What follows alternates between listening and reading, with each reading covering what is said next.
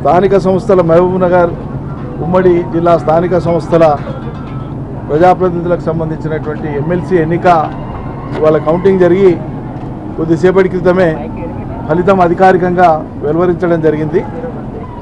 దీనికోసం ప్రత్యేకంగా శ్రమ కోర్చినటువంటి మా గౌరవ శాసనసభ్యులు, గౌరవ మాజీ శాసనసభ్యులు, 14 నియోజకవర్గాల పార్టీ బాధ్యులకు అందరికీ కూడా పార్టీ తరఫున హృదయపూర్వకంగా వారికి ధన్యవాదాలు అర్పిస్తూ, ఇవాళ నవీన్ కుమార్ రెడ్డి గెలుపు కూడా ఎమ్మెల్సీగా, ఇది కేవలం ఎమ్మెల్సీ గెలుపు మాత్రమే కాదు, ఇప్పుడున్న పరిస్థితులలో ఇది తప్పకుండా ఒక కొత్త బాటకు దారి తీస్తుందని చెప్పి మేము అందరం కూడా విశ్వసిస్తున్నాం.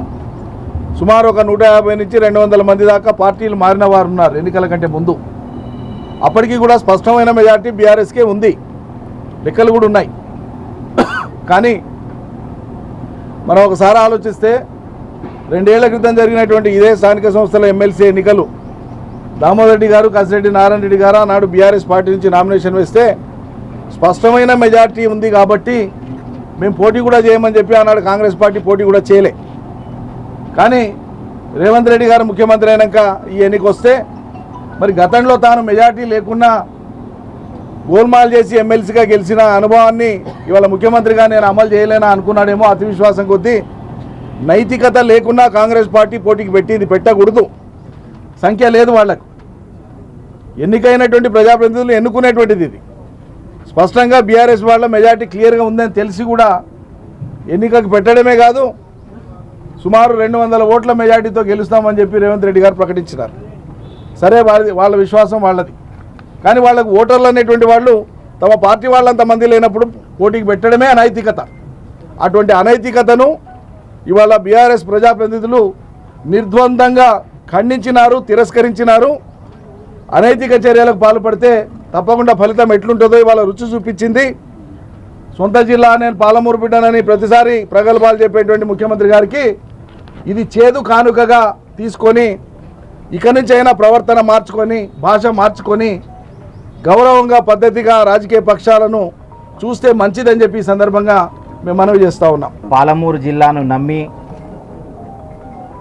మా ఎక్స్ఎమ్మెల్యేలు మరియు ఎమ్మెల్యేలు, బీఆర్ఎస్ కార్యకర్తలను నమ్మి మాకు ఈ అవకాశం కల్పించిన మా పార్టీ అధ్యక్షులు కేసీఆర్ గారికి, అలాగే మంచి తోడ్పాటును అందించిన కేటీఆర్ గారికి, హరీష్ రావు గారికి, మీ అందరికీ నా యొక్క పాదాభివందనాలు. పార్టీ పెద్దలకు, ఎమ్మెల్యేలకు, ఎక్స్ఎమ్మెల్యేలకు, జెడ్పీటీసీలకు, ఎంపీటీసీలకు, కౌన్సిలర్ అందరికీ నా యొక్క పాదాభివందనాలు. ముఖ్యంగా మీరు గమనించండి, ఈరోజు తెలంగాణ ఆవిర్భావ దినోత్సవం రోజు సీఎం సొంత డిస్టిక్లో, పాలమూరులో సీఎం సొంత డిస్టిక్లో బీఆర్ఎస్ అభ్యర్థి అయిన నన్ను గెలిపించిన నిజమైన బీఆర్ఎస్ పార్టీ కార్యకర్తలందరికీ నా హృదయపూర్వక నమస్కారాలు. చూడండి, అంటే పత్రికా విలేకరులందరికీ నా యొక్క నమస్కారాలు. మీరు ఒక్కసారి గమనించండి, సంఖ్యాబలం లేకున్నా ముఖ్యమంత్రి అనే దాంతో మేమే గెలుస్తామంటని చెప్పి వాళ్ళు అభ్యర్థిని పోటీ పెట్టినా కూడా మా వాళ్ళు నికార్సైన నిజాయితీ పరులుగా ఓటేసి ఒక చెంపపెట్టు లాంటి సమాధానం ఇచ్చిన మా ఓటర్ దేవులందరికీ మరొకసారి పాదాభివందనాలు. అలాగే తెలంగాణ అమరవీరులకు ఈ విజయం అంకితం. ముఖ్యంగా మా పార్టీ అధ్యక్షులకు ఇది ఒక కానుకగా మా డిస్టిక్ నుంచి, అంటే మీరు మహబూబ్ నగర్ డిస్టిక్ నుంచి ఒక రాష్ట్రాన్నే సాధించారు. ఈరోజు ఇదే మహబూబ్ నగర్ డిస్టిక్ నుంచి మీ అభ్యర్థిగా మా ఎమ్మెల్యేలు, ఎక్స్ఎమ్మెల్యేలు, మా ఓటర్లతోటి ఇది రేవంత్ రెడ్డి అడ్డా కాదు, ఇది కేసీఆర్ అడ్డా అంటని చెప్పి నిరూపించిన మరొక్కసారి మా ఓటర్స్కి అందరికీ పాదాభివందనాలండి. చాలా చక్కని విజయం ఇచ్చిర్రు.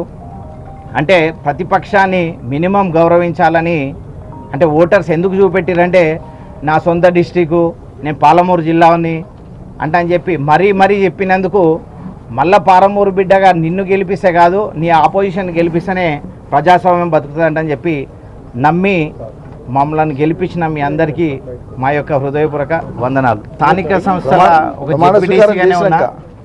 ఒక జెడ్పీటీసీగానే స్థానిక సంస్థల నుంచి ఉన్నా. ఒక వార్డు మెంబర్గా కూడా గెలిచిన. స్థానిక సంస్థలు తెలుసు కాబట్టే ముఖ్యమంత్రి గారు ఏరుకోరి నన్ను ఎన్నుకున్నారు. స్థానిక సంస్థల నుంచి వచ్చిన అభ్యర్థి అయితేనే ధీటుగా ఉంటాడు, వాళ్ళ సమస్యలపైన స్పందిస్తాడని చెప్పి మమ్మల్ని నమ్మించిన మా తొలి ముఖ్యమంత్రి కేసీఆర్ గారికి మరొక్కసారి పాదాభివందనాలు.